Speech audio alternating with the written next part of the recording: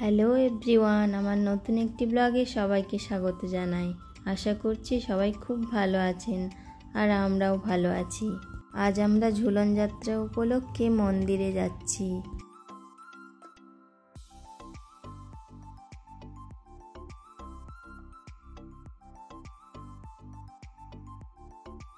আমরা পৌঁছে গেছি মন্দিরে। চলুন তাহলে এবার মন্দিরের ভেতরে প্রবেশ করি।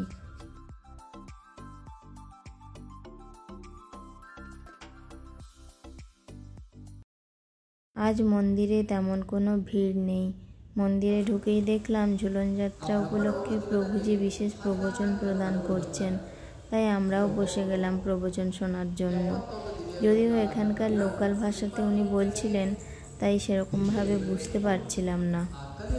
ঝুলন যাত্রা উপলক্ষে ভীষণ সুন্দর একটি দোলনা রেডি করা হয়েছে, আর সাথে অপূর্ব সুন্দর ফুল দিয়ে ডেকোরেট করা। রাধা মাধবকে অপূর্ব সুন্দর করে শৃঙ্গার করে দোলনাতে বসানো হয়েছে। আজ মন্দিরে রাধা মাধব, জগন্নাথ, বলরাম, সুভদ্রা, মহারানী আর গৌরনিতাইকে দর্শন করুন। আর দর্শন করুন জগৎগুরু শিল প্রভুপাদকে।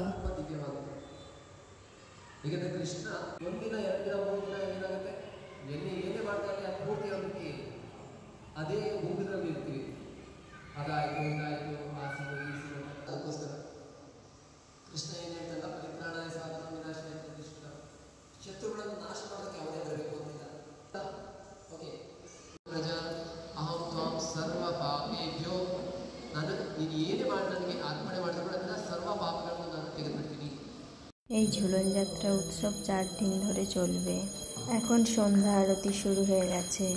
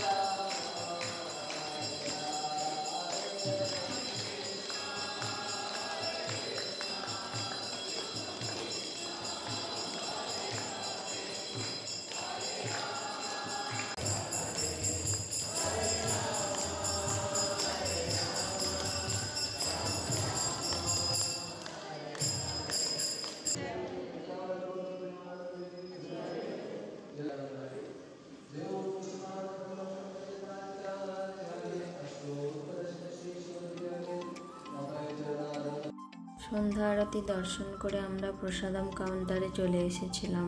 আমাদের প্রসাদ পাওয়া কমপ্লিট হয়ে গেছে। আমি এখন ওয়েট করছি আমার হাজব্যান্ডের জন্য। ও এখন প্রসাদমের থালা ওয়াশ করতে গেছে, তো ও আসলে আমরা এবার বাড়ির উদ্দেশ্যে বেরিয়ে পড়ব।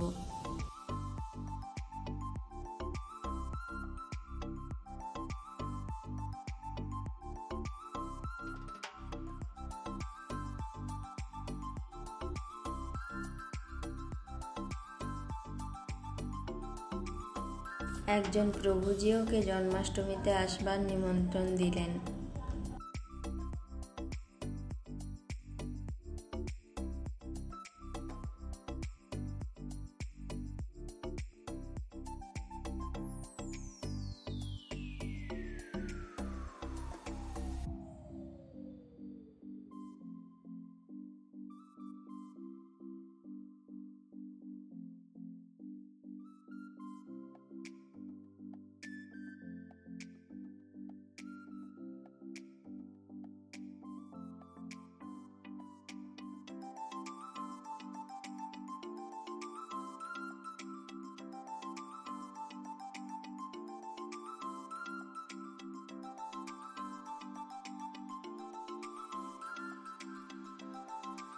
এখন আমরা বাড়ি ফিরব।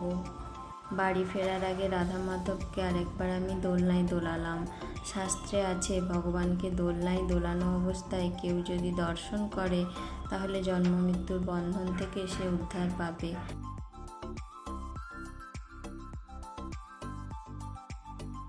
বাড়ি ফেরার পথে আমরা একটা ইন্ডিয়ান অয়েল সেন্টারে দাঁড়ালাম ও বাইকে তেল নেবে বলে। যাই হোক, চলুন আজকের ব্লগটি তাহলে এখানেই শেষ করছি। আবার দেখা হবে নতুন একটি ব্লগে। সবাই ভালো থাকবেন, সুস্থ থাকবেন। আর আজকের ব্লগটি কেমন লাগলো কমেন্ট করে জানাতে ভুলবেন না। Tata, by.